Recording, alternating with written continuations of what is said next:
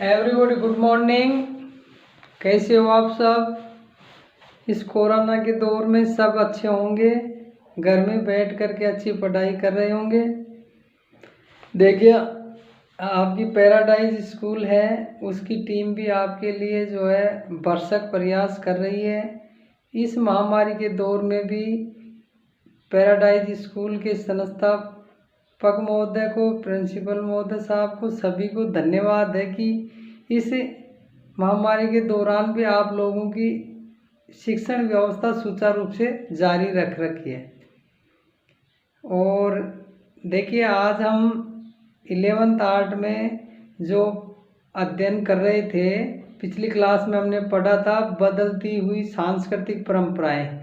उसमें हमने पिछले अध्याय में पढ़ा था मुद्रण व्यवस्था, अर्थात जो छपाई की जो तकनीक है, उससे विभिन्न देशों में होने वाले विकास के बारे में पढ़ा था। आज हम पढ़ेंगे महिलाओं की आकांक्षाएं।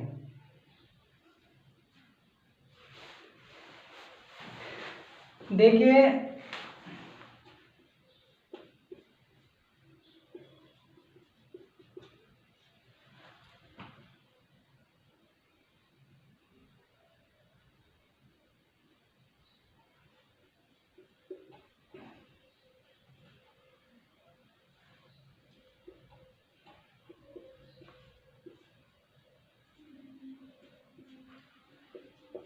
बदलती हुई सांस्कृतिक परंपराएं, इसमें देखिए आज का हमारा टॉपिक है महिलाओं की आकांक्षाएं।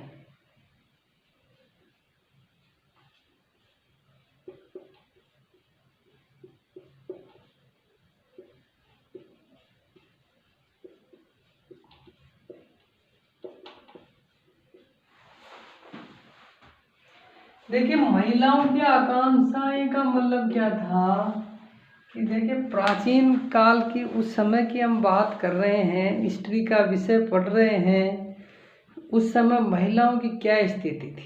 देखिए, आज की तरह महिलाओं को सर्व अधिकार उस समय नहीं दिए गए थे। महिला उस समय घर के कामकाज, भारी झाड़ी रोटी टूक तक ही सीमित थी। वो नहीं तो पुरुषों के किसी प्रकार के कार्यों में बिना कहे राय दे सकती थी, नहीं जो है वो अपने मन से कोई कार्य कर सकती थी। महिला केवल पुरुष के घर के कार्य के लिए ही होती थी। महिला की स्थिति उस समय बहुत ही दयनीय थी। कुछ ऐसी महिलाएं थी जिनको दहेज नहीं देने के कारण आजीवन जो है उनको भेज दिया जाता था, जो मंदिरों में, मठों में भिक्षु के रूप में जो है अपना जीवन बिताती थी। अर्थात ये कह सकते हैं कि महिलाओं की स्थिति अच्छी नहीं थी। आज की बात हम करें तो देखिए, महिलाएं सबसे ज़्यादा लड़कियां पढ़ रही हैं, सबसे ज़्यादा जो है परसेंटेज ला रही हैं।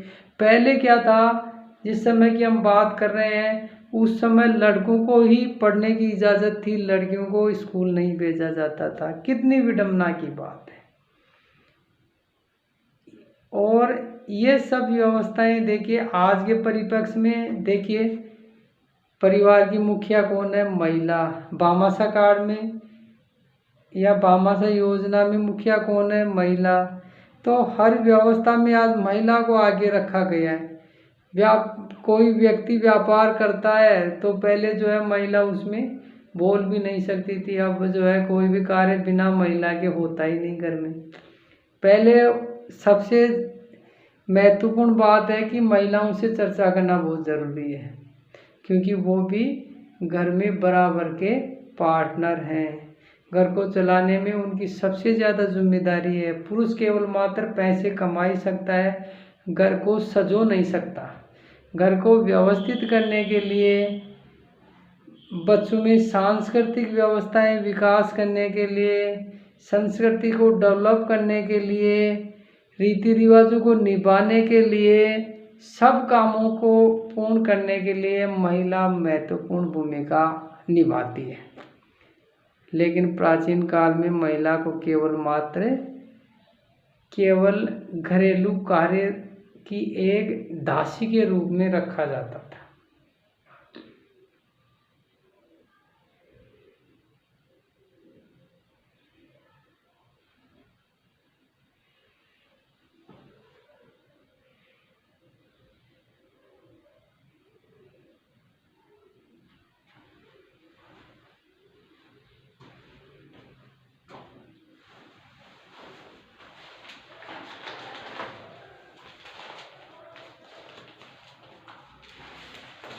देखिए,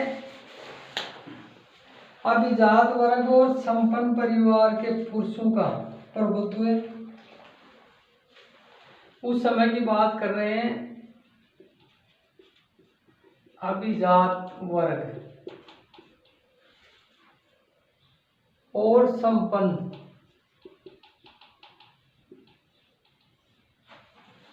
संपन्न परिवार के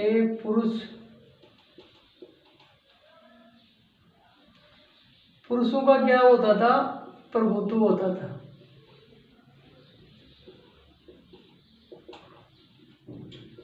यहाँ जो है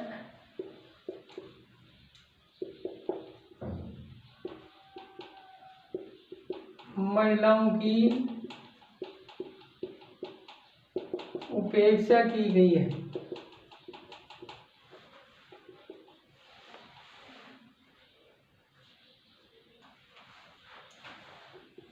घर परिवार के मामले में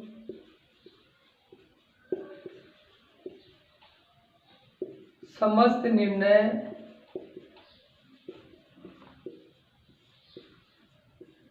पुरुष ही लेता था।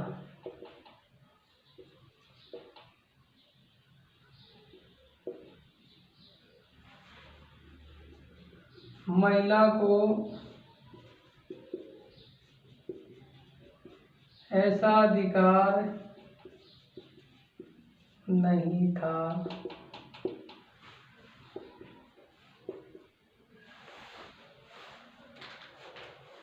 तीसरी बात, लड़कों को अच्छी शिक्षा दी जाती थी, स्कूल भेजा जाता था, लेकिन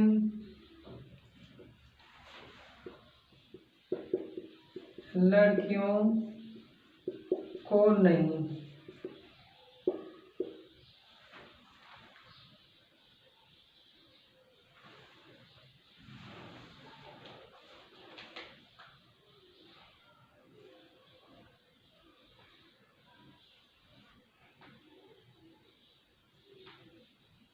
व्यापारिक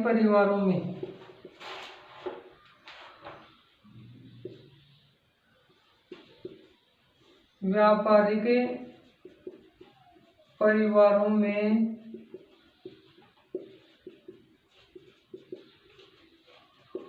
महिलाओं की स्थिति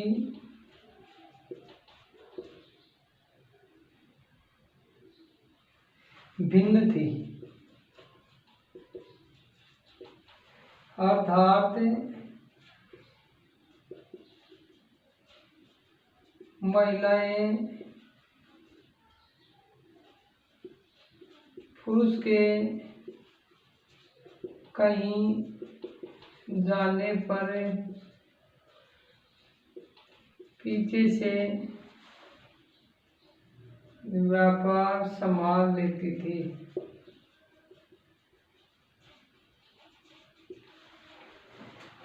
तो देखिए, दहेज नहीं देने पर पर्याप्त मात्रा में उनको मट्ठू में बेच देते थे। ऐसी जो है व्यवस्थाएं उस समय थी। अर्थात उस समय महिलाओं को बहुत ही प्रतातांत्रिक व्यवस्था से गुजरना पड़ता था। महिलाओं के साथ अन्यायपूर्ण वातावरण होता था। जबकि देखा जाए तो कुछ महिलाएं ऐसी भी थी जो उस समय भी गोल्ड गिफ्टेड थी, जो अभिभाषण करती थी, महिलाओं के अधिकारों के लिए आवाज़ उठाती थी, और उसके फलस्वरूप भी आज जो महिलाओं के जीवन में जो परिवर्तन हुआ है, जो उनको अधिकार मिला है, वो उनकी उस क्रांति के कारण ही हुआ है। अर्थात हम मान सकते हैं कि महिलाओं की जो आकांक्षाएं हैं, उन आकांक्षाओं को भी सकारात्मक रूप प्रदान करना चाहिए। और आज हमें यह विषय पढ़ने का मतलब भी ये था कि प्राचीन काल में जो महिलाओं के साथ अत्याचार, अन्याय, अव्यवस्था होती थी, महिलाएं अव्यवस्था की शिकार होती थी, भेदभाव होता था, उस भेदभाव, अव्यवस्था आदि को समाप्त करके और एक समतामूलक समाज की स्थापना करें, जिसमें महिला और पुरुष सब समान रहे। धन्यवाद। आगे हम अगले अध्याय में पढ़ेंगे।